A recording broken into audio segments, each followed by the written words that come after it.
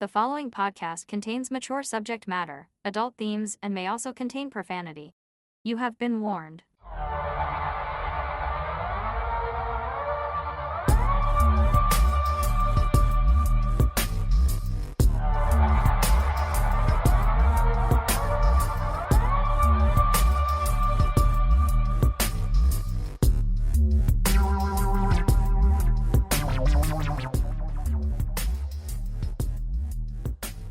Hey everyone, welcome back to the show, The Absurd.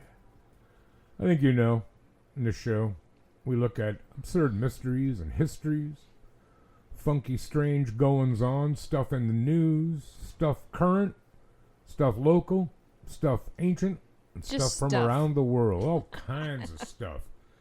That bird over there, that little bird of a voice, that's Mel. I have a bird voice. Not really. Hi, Mel.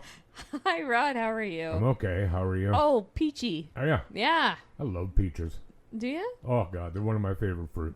Going to the country. You're going to eat a lot of peaches. Do you know who that is? I It's can't a remember. Long band title. Presidents of the United States of America. I like their song Lump. Lump? I don't know if I know that one. Oh, I guarantee you know it. Well, probably. I'm going to play it right after we're done. Okay. I promise you. Okay. If you do know it, you have to buy my dinner tonight. Okay. No, you Well, know. then I'm just going to say I don't know it. Yeah, it's true. But I'll tell by your face. No, we're not making a bet. So, yeah, things are good. Yeah. Things are peachy. Things are just peachy. Have a nice weekend. Yeah. Yeah, I had to go to, well, it wasn't weekend, kind of, sort of. Oh, But I had to go to Toronto for work Ooh. overnight, so that was kind of fun. Was it? Some parts of it. Hmm. I mean, like the corporate stuff. Just, Nah. eh. Yeah. But like the party after was kind of fun. Was it free drinks?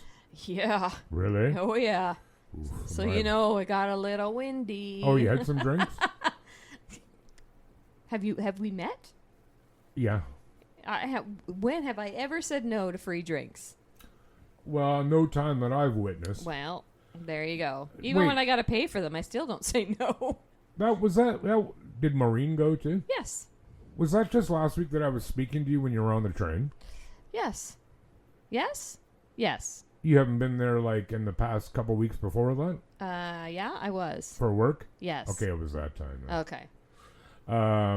I hate going to Toronto now, man. I do too. It sucks because when I was younger, I loved going, Yeah, but now it's such a pain in the ass. it is a pain in the ass, and everything's so like go go go go go go go.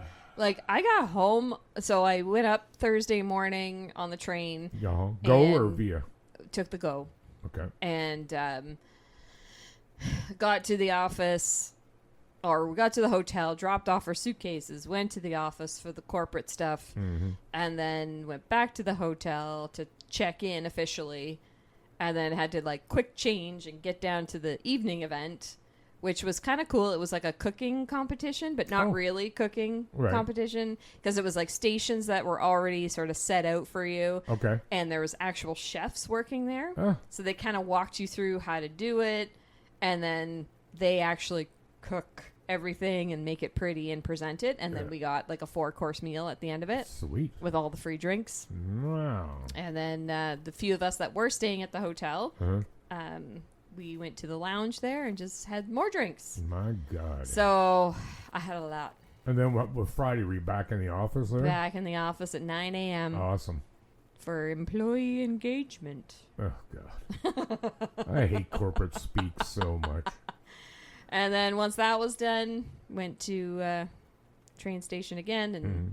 had another beer, waited for the train, came home. I was exhausted by the time I got home on sure. Friday. Like just Oh yeah, yeah, exhausted. Even though I had like a good night's sleep, hotel to myself, but I Yeah. was just done. yeah. Right. Just done. Done. Done. Mm-hmm. Done, I say. And then I went out Saturday night with Yeah. my friend Christine, Very cool. and we went to Rural Roots. No, shocking. And got a little windy there. What is this windy shit? Windy. Okay, I'm going to tell you the story. Oh God. Okay, Christine, if you're listening, I'm sorry, but I'm going to tell it. Does she listen? Yeah. Okay. Yeah, I think so, sometimes. Hey, Christine. So we were at Rural Roots one time, Mm-hmm. and I was standing there talking to the owner. It was like kind of the end Roger. of the night. Yeah, Roger. And she was paying. And then all of a sudden, I just kind of see her slowly falling to the floor. And she's sitting on the floor. I'm like, what are you doing? And she said, oh, I don't know. Like a gust of wind came in and knocked me over. Wow. And I'm like, oh, yeah, it does get pretty windy in here. So that's where the term windy Gotcha. came from. Gotcha. So that's that. You're going to hear me say that a lot. Okay. Getting windy. Right. So you're like a teenager now on the using the latest slang and all. Yeah. You guys are happy to use it, but remember where it came from. Yeah, I'm sure I'll use it and I'll give you full props.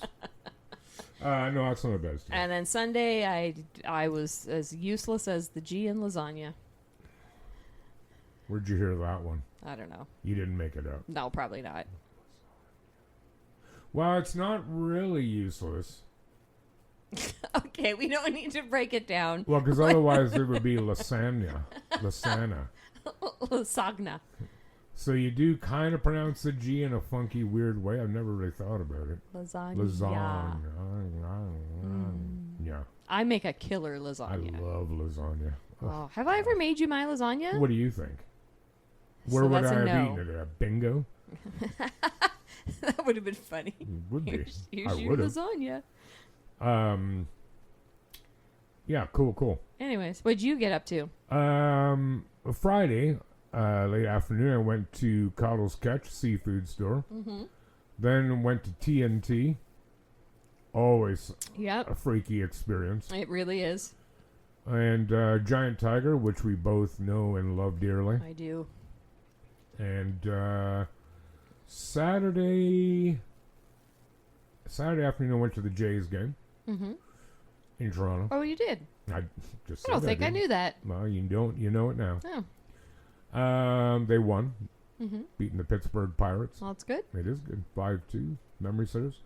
Saturday evening, I made salmon tacos because I Mhm. bought salmon at the seafood store.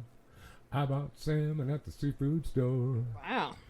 That's good singing. Thank you. And then yesterday, not much. And then I went out last night with my friend Sabby and his brother, who's going back to northeastern Saskatchewan. I believe he was leaving today. Oh, yeah. Driving I met back. him last week.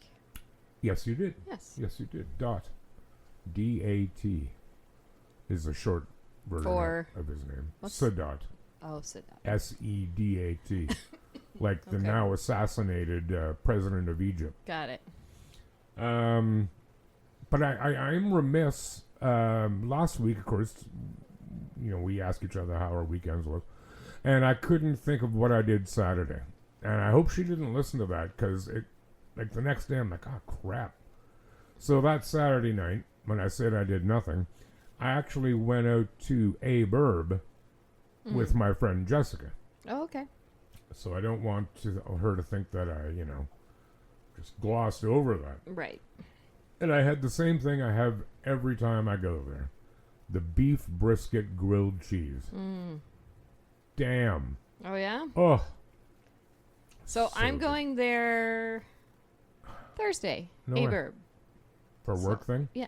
God, you guys are lame. Myra, glad I don't have any insurance with your company. I won't say it. That's where all my friggin' money's going. Well, we've got a couple new hires, so we're going out to, it's like a welcome lunch. Awesome. The one in Waterloo? Yeah. I recommend the, what's it called? Aberb Light Okay. for beer. Yeah. It's good. All right. Very good. You'll like it. Okay. Promise you. Or if Better. you're feeling brave, you can try the Buggy Whip. The Buggy Whip. Yeah, it's 7% alcohol. Ooh. Or the Men in Night. Get it? Uh-huh. Because, yeah. Yeah. I think it's 6.3%. Ooh. Yeah, you might want to Yeah. stick with the Aberb. Probably, since I'll have to go back to the office. but it is damn yeah. good. Yeah. It's Okay. darn good beer. Okay. Hex to the yes. Yeah, that's Cool. pretty much me. Last week of bingo coming up this Thursday. Oh, yeah? Somebody won the 750 2 weeks ago. That's pretty cool. It is pretty cool for them. Doesn't mean anything to me. No. Another point. Yes. This is actually some business. Okay. My friend Scott in South Korea, he has a question for you. For me? I boy. remember Mel saying she doesn't believe in ghosts in one episode. Yet in another episode, she mentions that she had a childhood friend who lived in a creepy haunted house. At the risk of sounding like the college nerd off The Simpsons, I know exactly who he's talking about. Yep. Quote, I mean, what are we supposed to believe? That it's some sort of magic house or something? That's actually, I won't describe the Simpsons episode, but it's a good one. So he asks a good question. I remember it was a friend of yours down near Chatham, I think. What? Dude, you told the story. I did? Yeah, it wasn't me. And you, Chatham or Sarnia or, I don't know, Petrolia, whatever, down in and around there. Okay. And it was a friend of yours who had some creepy stuff happen in her house. Oh, okay, so that was Airdrie, Oh. Alberta. Okay, I'm way the hell off. Yeah, you're way off. Okay, still oil. Yeah, as like a teenager. Okay. She had some stuff happening in her house. Mm-hmm. That was kind of weird. Mm-hmm. But Do you still stand by your answer, though, that you don't believe in ghosts? yeah, Oh. yeah, like it was. Yeah, I don't know. It was kind of a weird thing. I like to rationalize everything. I'm like, I don't know, something must have happened. Well, for that's a that to good happen. scientific approach, yeah. But So now, I can't remember what the third thing is, but I know now that I want you to get stung by a bee, and I want a ghost to appear to you. okay. Yeah. It would be really awesome if you were like taking a shower and you turned around to grab the shampoo or whatever and there was a ghost standing there. Great. Thanks for that. Thanks for that visual. That would be awesome. I am never having a shower ever again. Please do. But first the lights in the the lights in the bathroom would go off 1 second after you turned around and saw a ghost. Awesome. No. I'm going to do whatever I can to No, make that happen. No. Speaking of bees, Yeah. You got stung? There was a memory that came up on Facebook of my no. daughter. Oh. They were doing some sort of class, whatever they were doing. They were talking about bees in class. Yeah. And they had a thing they had to fill out. They had to draw a bee. Uh-huh. And then the question was, what do I know about bees? And the answer that she put was, my mom loves bees. Atta girl, I'm Addison. like, wait a second. Atta girl.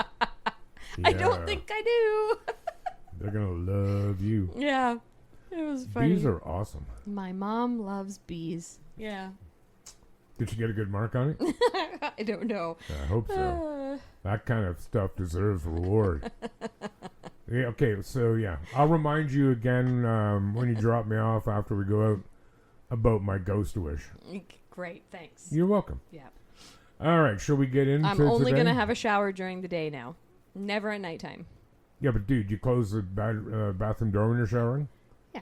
Is there a window in the bathroom? Yes. Oh, damn it. And it's glass. Beveled? What's the text called? Glass doors. Shower doors. Yeah. So it's not shower curtain, so it's not dark in there. No, it's okay. It will be when the light goes off. And then you'll hear behind you, Could it be in like a sexy man's voice though? okay, listen to this.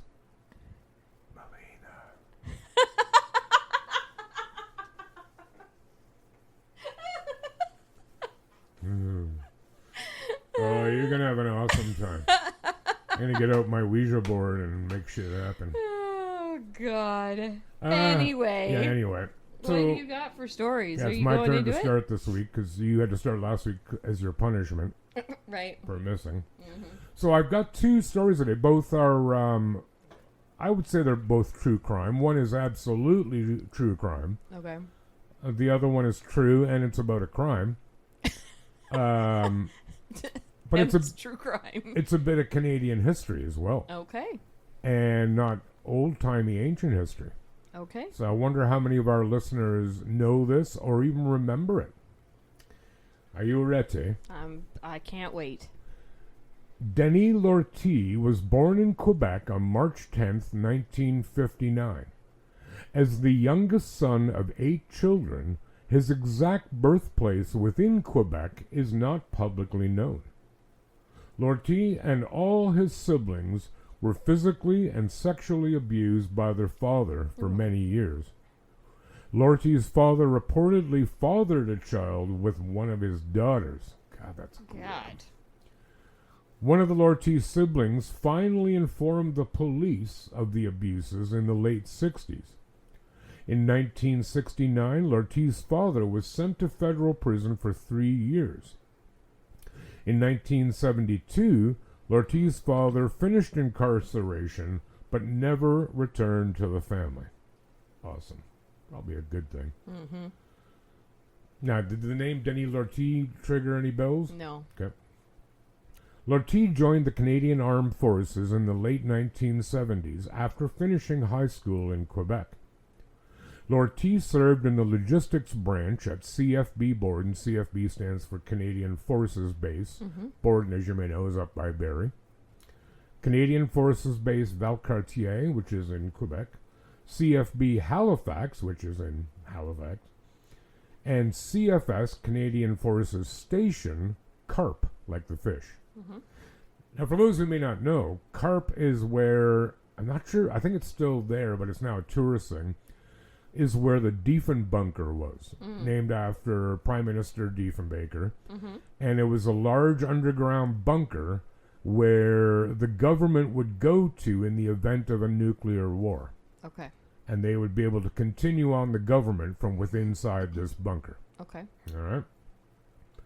On December 27th, 1980, Lortie married Lisa Levesque in Quebec City, and he was posted to CFB Halifax the following year. The couple had a son in 1982 and a daughter in 1983. At the I almost gave away a key word. At the time of the incident at hand, Lortie was posted to CFS Carp near Ottawa, was ranked a corporal, and worked as a supply technician. Lortie was bilingual in French and English, but even while speaking French, his native language, he encountered pronunciation difficulties. This resulted in irregular and halting speech. Lortie blamed his social and professional failures on his inability to speak English flawlessly, and was keenly aware that his poor English reinforced negative stereotypes of Francophones and Quebecois. After the birth of his daughter, Lortie worried that he would become abusive in the manner of his father, and contemplated killing himself and his family before placing blame on the governing pro-sovereignty Parti Québécois for his problems. Disliking the party's advocacy of a francophone identity for Quebec, Lortie planned his plan, okay, I don't want to give it away, as a means of broadcasting his discontent. On May 7, 1984, Lortie left the CFS Carp military base, pretending that he needed time off to arrange a divorce with his wife. Lortie had previously attempted to secure leave from the base, but was refused. It was during this encounter that Lortie later claimed he saw the face of his father on the face of the officer that denied his request. He rented a car, drove to Quebec City, and took a guided tour of the Parliament building. He then rented a room in a motel for the night. The next day, May 8, 1984, at 9:30 a.m., Lortie walked into CJRP radio station in Quebec City, identified himself as Mr. D, and dropped off a sealed envelope containing an audio tape from one of the station's hosts. He instructed the staff not to open the envelope until 10:30 a.m., but they opened it anyway. Of course they are. Discovering that it was a statement of Lortie's plans, to which he declared, The government now in power is going to be destroyed. By the time CJRP staff contacted police, Lortie's plan was already underway. Still nothing? All right. At 9:45 a.m., Lortie entered the Parliament building. Remember, this is the Quebec provincial government Parliament building. Okay. Entered through a side door located on Grande Allée. He was dressed in combat uniform and armed with 2 C-1 submachine guns, an English pistol, a duffel bag containing 400 rounds of 9mm NATO ammunition, as well as a knife strapped to his leg. As he entered the building, he shot and mortally wounded a receptionist, then killed a messenger whom he encountered in a corridor. He then went into a smoking room and shot and wounded a person there before moving to the cafeteria, but finally found his way into the assembly chamber, outside of which dozens of armed Sûreté de Quebec officers, as well as more than a dozen other officers, parliamentary officers, operatives in Quebec City Police, helicopters, and snipers were taking position. Shit's happening. Based on later testimony, it is clear that he intended to assassinate Premier René Lévesque and other members of the governing Parti Québécois. His plan was to enter the assembly chamber during the parliamentary committee meeting, which was starting at 10 a.m. That morning, instead of wearing a watch, Lortie timed his attack by listening to CJRP radio and waited for the host to end his segment. Pretty good. On that day, the radio host ended his broadcast 20 minutes early, leading Lortie to enter the building as make his way to the assembly chamber while it was mostly empty. He opened fire on the government employees still inside, killing 1 and wounding 11. The National Assembly Sergeant-at-Arms René Gilbert was informed that there was a man in military uniform with a gun in the assembly chamber. Upon stepping out of the elevator, Lortie asked him why he came, and fired his submachine gun inches from his face. Gilbert told him that he, too, had been a soldier with the Royal 22nd Regiment, also known as the Vendus, because it's 22. Get it? French. And that if Lortie would allow it, he would show him his discharge card. Lortie agreed, after which Gilbert persuaded him to show his own identification. After this exchange, Gilbert persuaded Lortie to come into his office to discuss the matter and release the other civilians in the assembly chamber. Gilbert talked to Lortie for more than 4 hours, ultimately promising him that he would be able to surrender to military police, since he was unwilling to surrender to civilian police. At 2:15 p.m., Lortie surrendered to officers of the SQ, and Quebec City Police and the National Assembly Security. For his actions, which literally prevented further death, Gilbert was awarded the Cross of Valor several months later. One of the contributing factors to the shooting, allegedly, was the easy access that Lortie had to both weapons and ammunition. Unlike other non-combat Canadian Forces base, CFS Carp, the base at which he was stationed, apparently did not have an armory or ammunition lockers, so was openly stored. Which doesn't sound like an awesome idea. Probably not.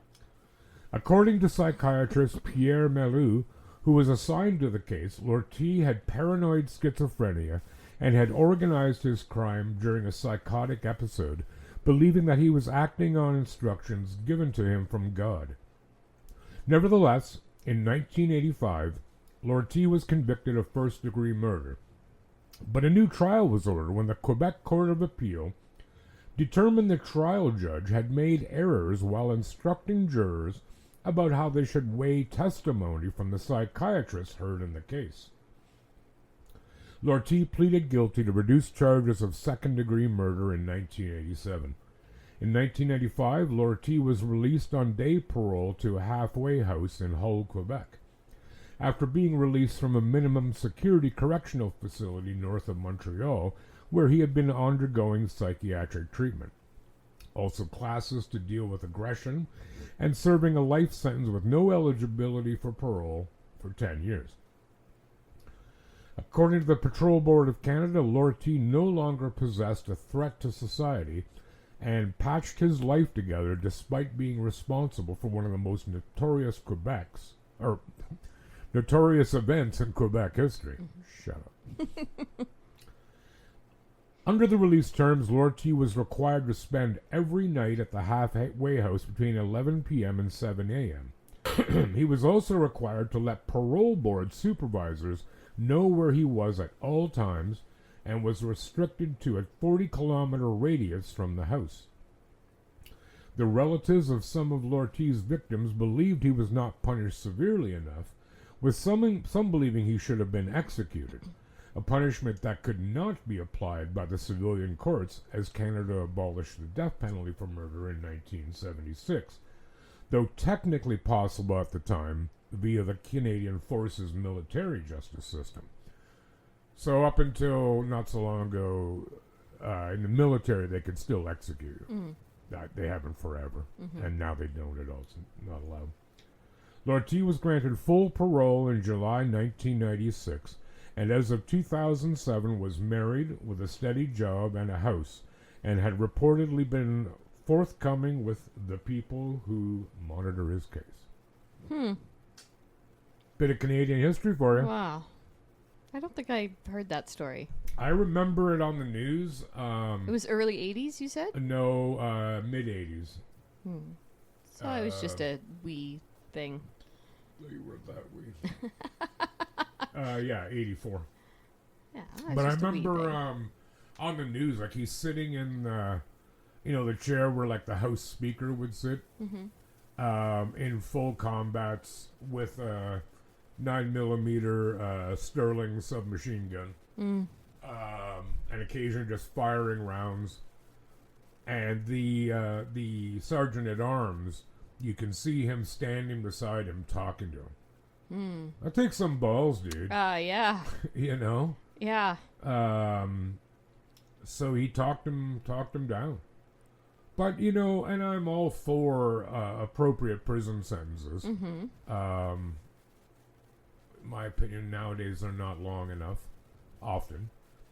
But in this case, I mean, I also do agree that, mental issues can play a factor. Sure. And if this guy was in a psychotic break, which they say he was, and he's had treatment, and now ever since he's, keeping his nose clean, as it were, and contributing. Yep. I'm good with it. Yep. Because you need to be punished, but if we can, what's the word? Begins with an R. Rehabilitate. Awesome. Thank you. If we can rehabilitate you and put you back out and you become a functioning member of society, that's a big win. Absolutely. Yep. And should be done wherever possible. Yep.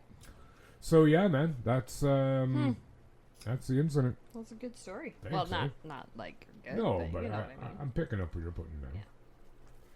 Yeah, man. What do you got? You got anything for us? Yeah, well, mine's a little bit lighter. No. Any and killings? it's not. It's a short. It's a shorty. Is it? Yeah. All right, lay it on. Well, I have a question for you first. Sure. Did you ever have a mullet? Of course I did. I was a teenager in the 80s, dude. What are you talking about? Fair. Of course I did. Shit, yeah. Oh, yeah. Did you have, was it long? Super long? No, it wouldn't have been super long. Touch the back of my shirt. Yeah? Yeah, dude. All right. They've kind of made a comeback, too. But now they call it, hockey hair. They always called it that. Yeah. Hockey head. Hockey head? Yeah. Oh. Yeah, I know it's making a resurgence. It's vile. Yeah. I don't really care about trends anymore. I mean, I guess it's better than the broccoli cut. Oh, gosh. God, I hate that. That is so horrid looking. ugly. I don't like that at all. I don't either. But I'm not going to get one. I'm not going to do it. You're not? Well, I don't have the head of hair for it anymore, dude. Maybe you could get, clip-ins or something. Yeah, I'm not doing it. No? I don't even care. You should try. Not even a little interested. So yes, I did have a mullet. Thank you for bringing that up. Well, In Audrey, I'm going to try and pronounce this right, Audrey, Belgium, Okay. hundreds of distinctively groomed participants gathered this weekend in southern Belgium for the annual European Mullet Championships Good. to celebrate the once maligned hairstyle. Best captured by the tagline. What's the tagline? Business in the front, party in the back. Yeah, right. The mullet typically combines a closely cropped fringe and sides with flowing locks down the back of the neck. Flowing locks. My locks flowed. Popularized in the 1980s, it fell dramatically out of fashion before making a somewhat subversive comeback in recent years. Subversive. This year's European Championship is the fourth to be held since a group of enthusiasts in Belgium borrowed an idea from Australia from staging a competition. Would-be champions for this edition came from as far as France, Spain, and England.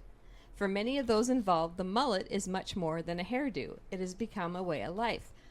I love how they say all the way from France when it's like borders Belgium. Yeah, I know. The mullet is open to others, to difference, to adventure. It has a wild side, said event spokesperson David Hubert, who goes by the pseudonym Edgar Funkel. I like it. In the quest to be crowned with the title of the best mullet in Europe, hopefuls first had to fill out a questionnaire explaining more about themselves. Of course, we choose a great hairstyle, but what we really want is to choose a wonderful person, said jury member Lorita Doulemise, 39, known as Dalita. What matters is the person carrying the mullet truly embodies values such as tolerance, kindness, and the freedom to be oneself. This is like, reminds me of like a beauty pageant or something. Yeah, Where they're they have to answer questions. And building a philosophy around a haircut. Yes. This competition isn't just for men. Belgian competitor Christine, 60, said her striking new haircut has helped her get through a recent difficult period in her life. Well, whatever gets you through the night, all right. It feels absolutely brilliant, and I still haven't taken any antidepressants, she said, Wow. showing off her silver gray do. Long live the mullet. Around 50 finalists were selected to show off their mullets before the cheering crowd. Winners were selected in a range of categories, including junior mullet, traditional mullet, unusual mullet, and veteran mullet. Eventually, the overall champions for 2026 were selected. The duo of Bernice, 44, and Samuel, 46, better known to their fans as Bessa Mullet. The U.S. also has a USA Mullet Championship, which has prizes up to $10,000 for having like a mullet. I mean, if you're gonna go find mullets, I'm pretty sure that's probably a good place to go. Yeah, like start in Alabama. Yeah, that's just the norm to like to be there. Did you ever have a mullet? Well, Here we go. kind of. Uh-huh. I had like really curly hair, Yeah. and I remember it was more like the poodle look, where it had like a tuft of hair in the front and kind of went to the back. Tuft in the back. Tuft in the back. Tuft Poodle. in the front, poodle at the back. You had curly hair? I did. I had a perm. Oh, so it wasn't naturally curly. No. Well, my hair is naturally wavy. Like what What? this is right now is just a natural wave. Right, but it has no curls for those of you not No, on TV. not like tight ass curls. Not even really any. No. No. No. But my mom put me through that. I had curly hair as a kid. And gave me a perm, and I have a lot of hair. Yeah. I had more when I was younger, and it was just a big fro. I'm not sure why Mom thought of that. I promise, and I swear by this, I will not post them online, but can you send me a picture? I don't have any. Liar. I had strawberry blonde hair as a kid. Did you? Yeah. Oh. Glad I got rid of that. Yeah. I've always had blonde hair, and everyone thought I used to dye it when I was like younger, but I wasn't going to do that. But my hair was really light in the sun, from the sun, and then winter would come, and I'd have this awful transition of like roots growing out, and everyone thought I colored it. I'm like, no. Like a potato. What? Like a potato. Yeah. Like roots Well, that's growing what out. sun-in was for. Oh, man. Then it turns your hair green. Oh man, that stuff! I can still smell it. Can you I remember still buy the that smell. stuff? I don't know. I I'm not using it. What am I going to put it on? Like my scalp? You know. Yeah, sure. Dude, your scalp is really blonde. Yeah. Thanks, man. Yeah. Yeah. So yeah, if you're ever out there and you're bored, you should go to the mullet competition. Like, not you, because I'm not going. you don't have one. But I don't want one. I did my time. I also had cowboy boots and that shit was in. Oh, yeah? Oh, Wow. dude, you try walking in the winter on cowboy boots, you want to see brave. Okay. Because they are slippery as hell. You get one of those pictures dug up, and I'll get one with my poodle head. I don't know if I have any pictures of me in cowboy boots, but I got some I got the poodle head one. I got equally incriminating photos. Because it was like a big... Do you remember? I don't know what they called it, but it was like a big tuft of hair I know at what the front. you mean. Dude, I grew up in the 80s. Yeah, of course I know what you it mean. was so bad. Most of my graduating class girls have hair like that. Yeah. It was hot. I will show you a picture when I find it. I know where it is, but I'm not doing it now. Of me with a mullet. Okay. I'm pretty sure I've seen them. I'm pretty sure you haven't. Really? Really. By the way, I brought Melina a treat today. Sorry. Yes. By the way, I brought Mel a treat today. Yeah, you did. It's a can of Pineapple Crush Pop. Yeah, I already drank it. She drank it. It's really good. It's hard They're to hard find. to find. Yeah. Yep. That one and the lime one. That's my other. Oh, they had that one too. I love the lime. And birch beer. I like it. Birch beer's Birch. so I know. I good. bought one last time I was there for Oh. myself. I'm like, damn, I can get behind this. Yeah. It's $2.50 a can there. I know. That's It's out of robbery. Kinda. Okay. I'm gonna go into my next story. Go for it. You might know this one. Okay. 'Tis very much a true crime story. Okay, give it to And me. I want you to say like we or see or yes if you recognize the name. Okay. Diane Downs. Gotta give me more. All right. Diane Downs was born Elizabeth Diane Fredrickson. Is that out? Nope. Okay. On August 7th, 1955, in Phoenix, Arizona, to, what is that name? Willadine and Wesley. Those are her parents, all right? Okay. They were of Danish and English descent and had married in April 1954. Downs' mother said she and Fredrickson raised Downs and her 4 siblings not to be crybabies.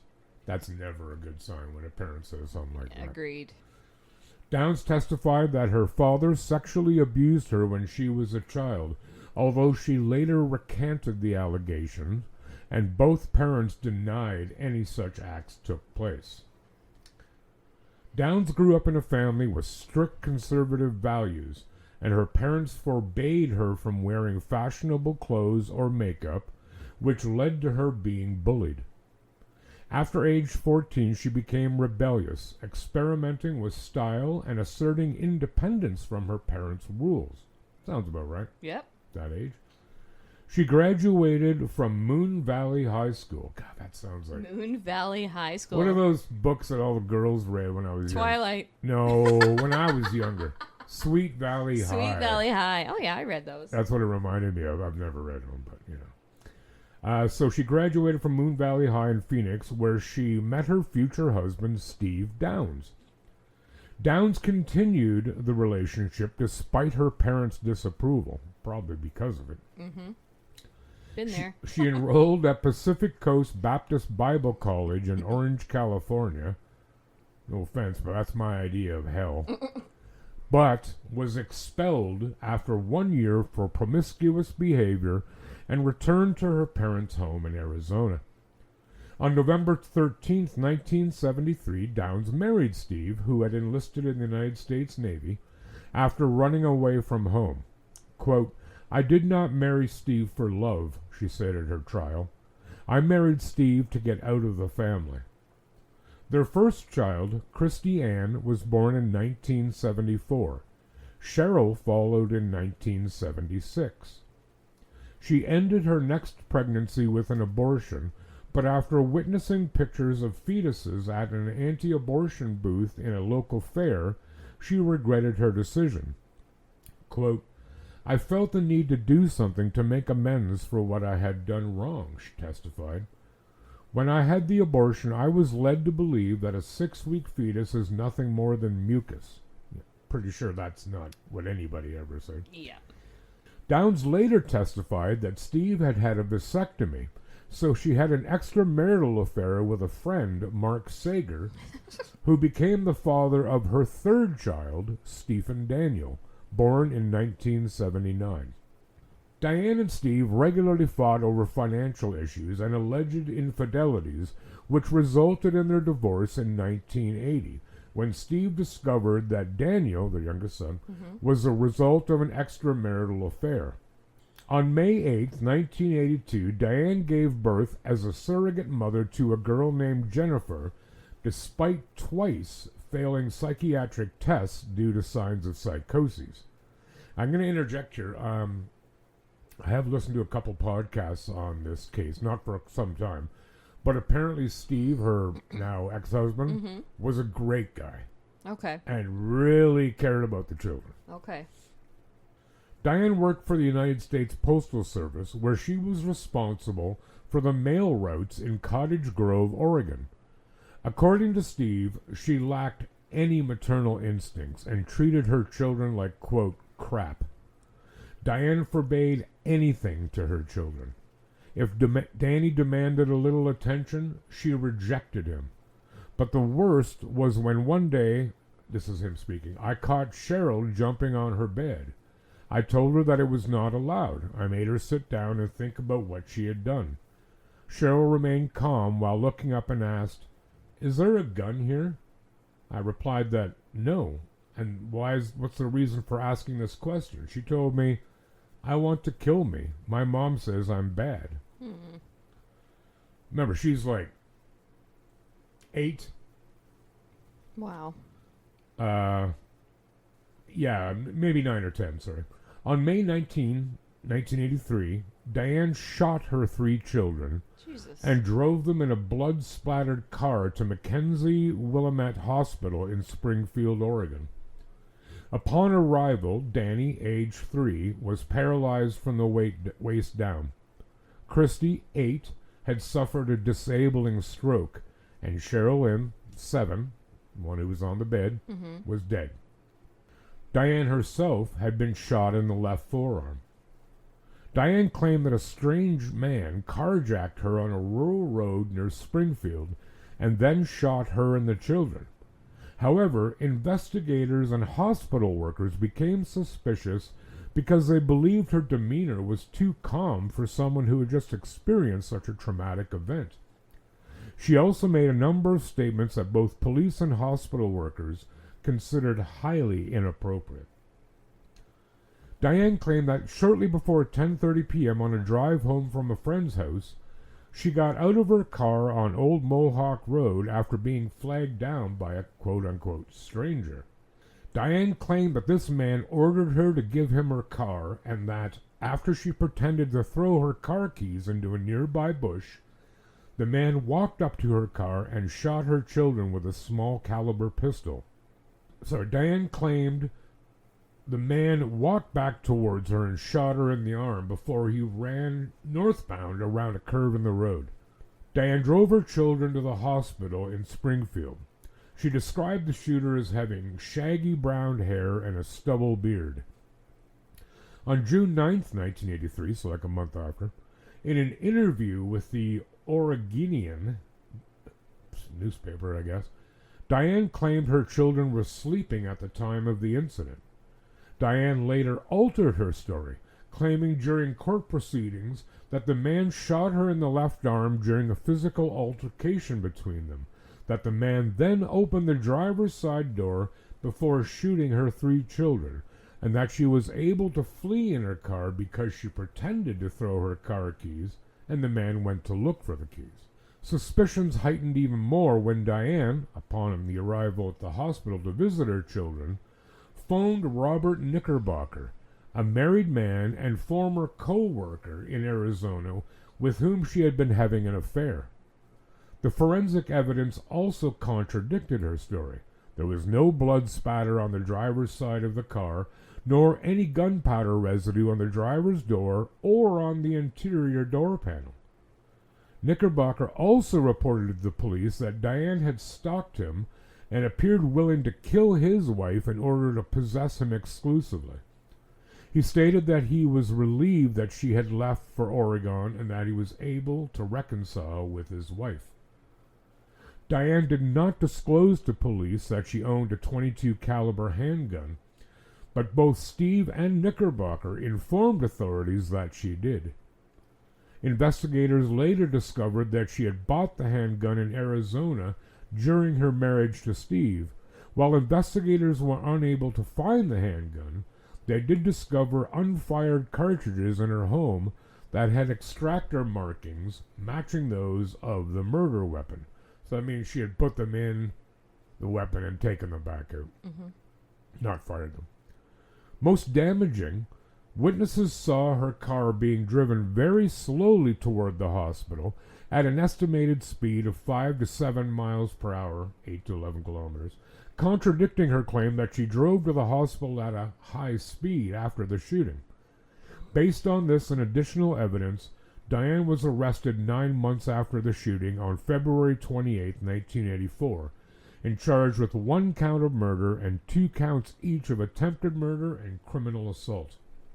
Prosecutors argued that Diane shot her children to be free of them so that she could continue her affair with Knickerbocker, as she claimed that he let it be known that he did not want children in his life. There was testimony by the prosecution's psychiatrist who diagnosed Downs as having narcissistic, histrionic, and antisocial personality disorders. These qualities meant that Diane also fit into the now outdated profile of malignant hysteria psychopathy. So if you're wondering what histrionic means in this capacity, it's an adjective used to describe someone or something that is overly dramatic, theatrical, or excessively emotional in a way that often feels insincere or designed to attract attention. Stated in this testimony was that she shows no remorse.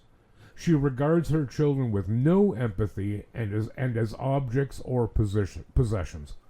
Any feelings she has for them are superficial and only extend to how they are part of her and her life. Much of the case against her rested on the testimony of her surviving daughter, Christy, who, once she recovered from her stroke and was able to speak, described how her mother shot all 3 children while parked at the side of the road and then shot herself in the arm. Diane was convicted on all charges on June 17, 1984, and sentenced to life in prison plus 50 years. She was required to serve 25 years before being considered for parole. Most of Diane's sentence is to be served consecutively. The judge made it clear that he did not intend for Diane to ever be free again.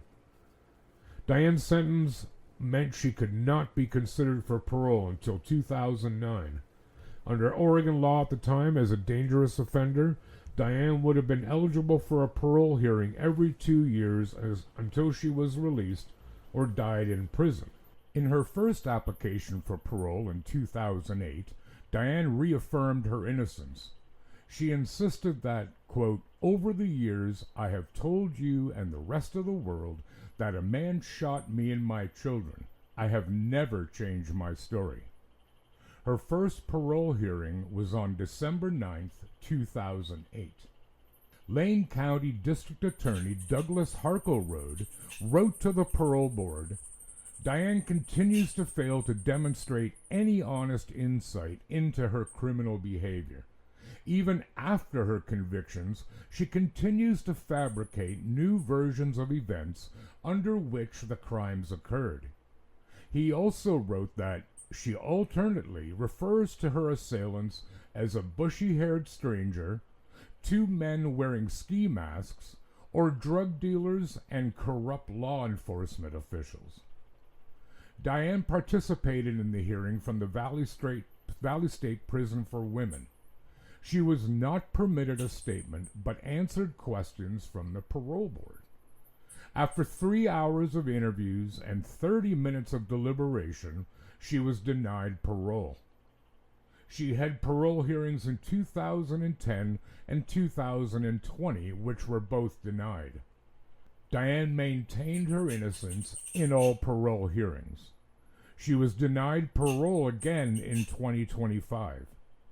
The Oregon Board of Parole and Post-Prison Supervision gave her a 6-year extended deferral and scheduled her next parole consideration hearing for 2031. Diane's 2 surviving children eventually went to live with the lead prosecutor on her case, Fred Hughey. He and his wife, Joanne, adopted them in 1986. Diane was initially incarcerated at the Oregon Women's Correctional Center in Salem. On July 11, 1987, she escaped from her cell by scaling a 5.5-meter razor wire fence. For 10 days, she managed to evade law enforcement despite a 14-state manhunt before she was recaptured. She received an additional 5-year sentence for this escape. After her recapture, she was transferred to the New Jersey Department of Corrections Clinton Correctional Facility for Women after heavy lobbying from Fred Hughey. The Salem prison was located 66 miles from Hughey's home in Springfield. During her 10 days of freedom, Hughey had feared that Diane would attempt to travel there in hopes of contacting Christy and Danny. Despite significant security upgrades at the women's facility after her escape, state officials accepted Hughey's argument that the risk of harm to Christy and Danny in the event of another escape was too great for Diane to remain incarcerated in Oregon. While in prison, Diane earned an associate degree in general studies. In 1994, after serving 10 years, she was transferred to the California Department of Corrections and Rehabilitation. In 2010, she was relocated to the Valley State Prison for Women in Chowchilla, California, but was transferred out when the facility was converted to an all-male institution in 2013. Prior to her arrest, Diane became pregnant with a 4th child and gave birth to a girl whom she named Amy Elizabeth a month after her 1984 trial. 10 days before Diane's sentencing, Amy was seized by the state of Oregon and adopted by Chris and Jackie Babcock, who subsequently named her Rebecca Babcock. As an adult, Rebecca appeared on The Oprah Winfrey Show and ABC's 2020, where she discussed how she felt about her biological mother. Rebecca wrote to Diane in her younger years and has stated that she regrets the contact, regarding her mother as a, quote, monster. In 2020, Rebecca was a subject of Season 2 of the podcast Happy Face, which portrayed her efforts to find her biological father. Now, if you're wondering why the sound is a little bit different on this last part, it's because it was missing from my story yesterday when Mel and I were recording. So I recorded this little segment just today, no Mel. That's why I don't hear her in the background. And if you're wondering what the little squeaking sound was in the background, no, I do not have mice, nor do I have a bird in my place. It was my silly fan. Clearly I need some WD-40 to put on the working mechanism.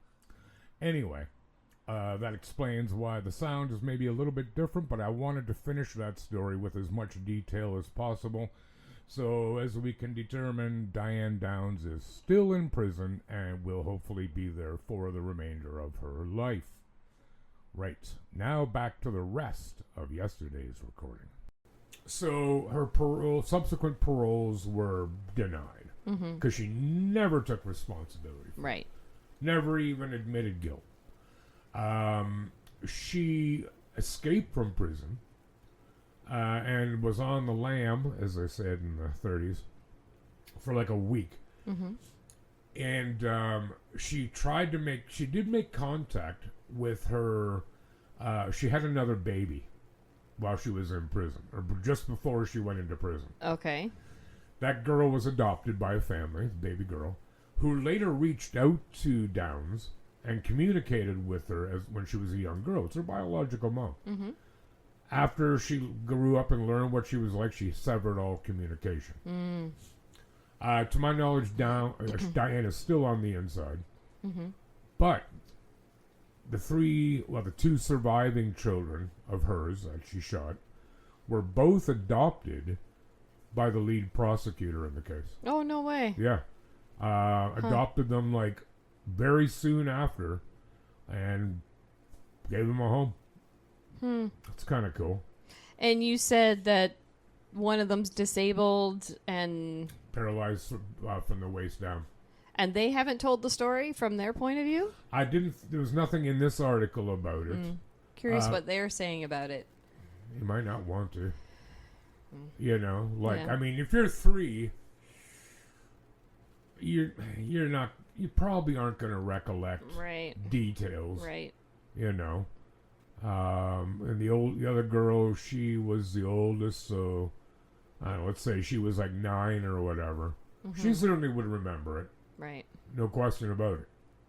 But how many times do you want to talk about it? Yeah. So, yeah, there are some very good podcasts about this woman. I do like the one by Morbid. But she's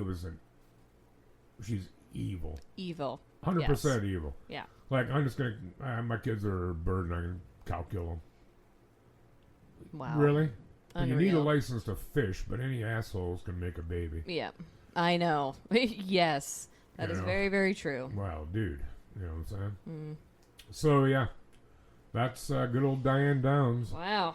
Diane Downer. She's a piece of shit. In every conceivable way. Yeah. Okay. Do you have a story for us to bring it on home? Yeah. I got another shorty. Okay. Short ones today.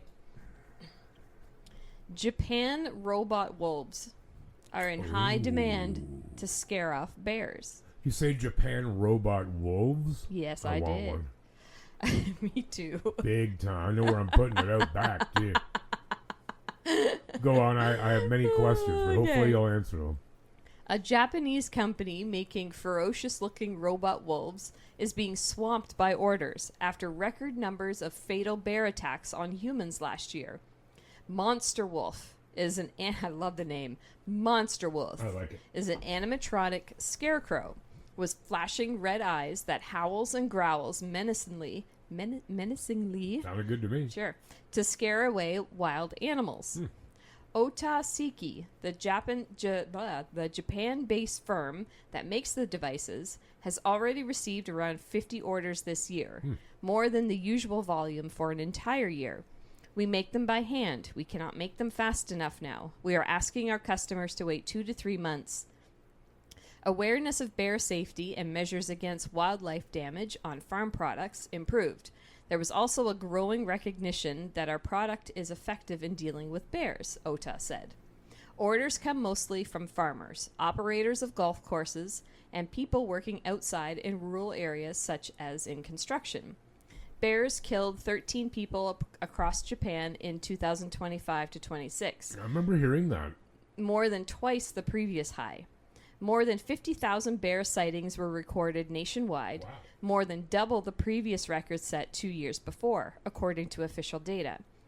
The animals were seen entering homes, roaming near schools, and rampaging through supermarkets and hot spring resorts on an almost daily basis. Going in to get some groceries or some apples. Oh, Jesus. Frickin' bear.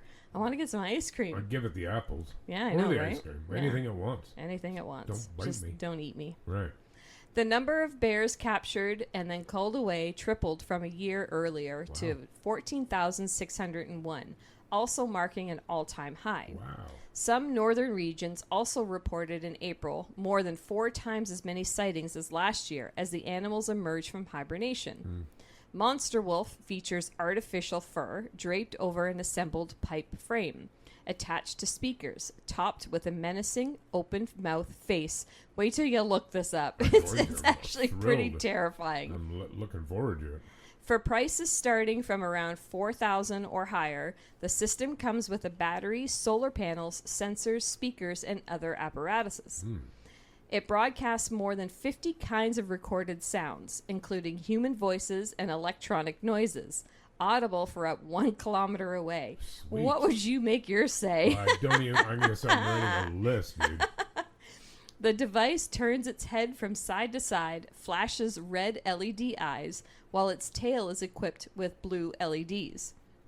OTA introduced the product in 2016 to prevent damage to agricultural products by deer, boars, and bears, and it was initially created as a gimmick.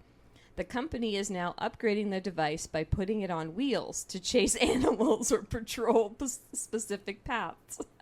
Wait, so it can move? Oh, yeah, my interest just went up a lot. OTA also plans to develop a handheld version for hikers, anglers, and school children, while also exploring artificial intelligence cameras for future models. We wanted to apply our manufacturing to do our part to deal with bears, he said. Yeah, wait till you... Handheld version? Yeah, I don't really know what that was all about, but... Maybe Yeah. you can control it from like a remote if you have a little one. Oh, who knows? Wow. Yeah, I guess It's a cool looking thing, man. Like I've it's no doubt. kind of creepy. I've already started building an image in my head. Does it look Japanese? Like, I don't mean like the Japanese cheekbones or eyes, but I mean, does it No. look like it would have been designed by somebody, like how their anime is? No, not really. No? No. It's kind of creepy. It's kind of creepy looking. God, I like it.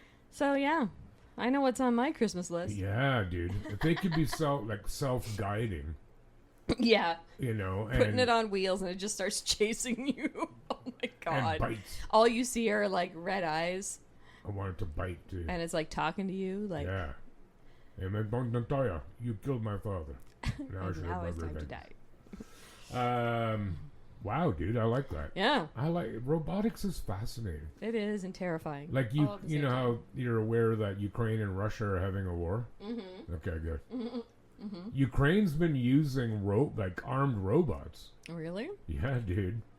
Ever seen the movie Terminator with Arnold Schwarzenegger? Yeah. Do you remember the opening scene of it? It's after. It's everybody. We live now in the embryonic stage of AI. Mm-hmm. Seems to be everywhere. Mm-hmm. Just wait. Mm. And that whole movie is built on the premise that, AI learns. It's called artificial intelligence. Mm-hmm. It learns as it goes. The more you give it, the better it learns. Yeah. Well, it's a defense thing called Skynet Mm-hmm. that they put in charge to operate the missiles, because they found that in doing tests where guys in the missile command centers were, told, okay, Russians have fired missiles, they're coming. Mm-hmm. It was only a training exercise, but these guys didn't know that.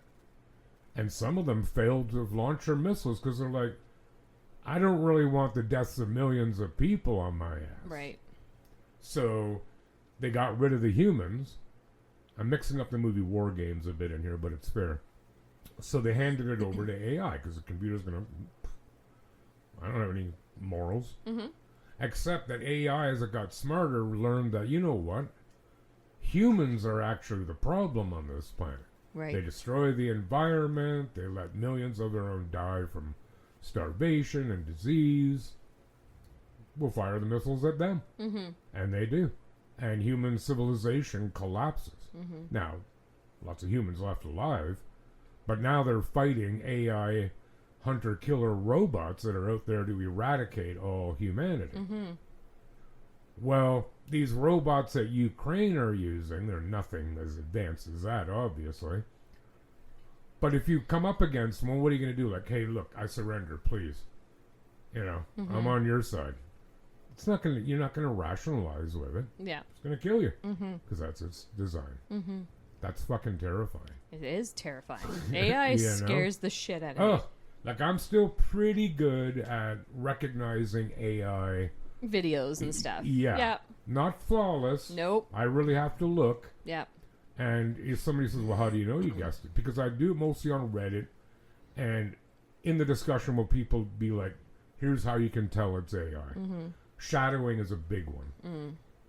but it's going to get harder and harder and harder to the point where you won't be able to tell the difference at all. No. That scares me. Yep, sure does. You know? Anyway. On that note. That was a good story, dude. That was interesting. I'm intrigued by that one. Mm-hmm. Speaking of monster wolves, do you have anything you'd like to say to our people? Yeah. Yeah? Sure. Do it. You guys gotta give us some 5 stars wherever you're listening to us on. Please and thank you. Comment, share, do all those lovely things. Check us out on all the socials, Instagram, Facebook, and wherever you want to check us out. Tickety-tock. Tickety-tock. Yeah, and if you have a couple minutes, give us a review. We genuinely appreciate that. Yes. I actually missed an email from your Dragon Boat buddy, Rob. Oh. Who sent a story idea. Oh, did he? Yeah. Okay. And I missed it, and I replied to him this past week apologizing for having missed it. And I don't remember offhand what it was, but it was a decent idea. Okay. So cool. I'm going to look into it a bit Yeah. All right. Sounds good. Yeah, like that. Thanks, Rob. Yeah, thanks, Rob. So yeah, leave us a bit of a review if you can. But mostly spread the word. Actually, mostly keep listening. Yes. Because we very much enjoy this. And we're now in our 3rd year. I know. Isn't that crazy? It's ridiculous. It's a lot of hours sitting here. Huh. It's a lot of hours having you here. You're welcome. Anyways, guys, thanks for tuning in, and hopefully you'll join us again next week. Yes. So, in the meantime, please take good care of yourselves and one another. Bye. Arrivederci.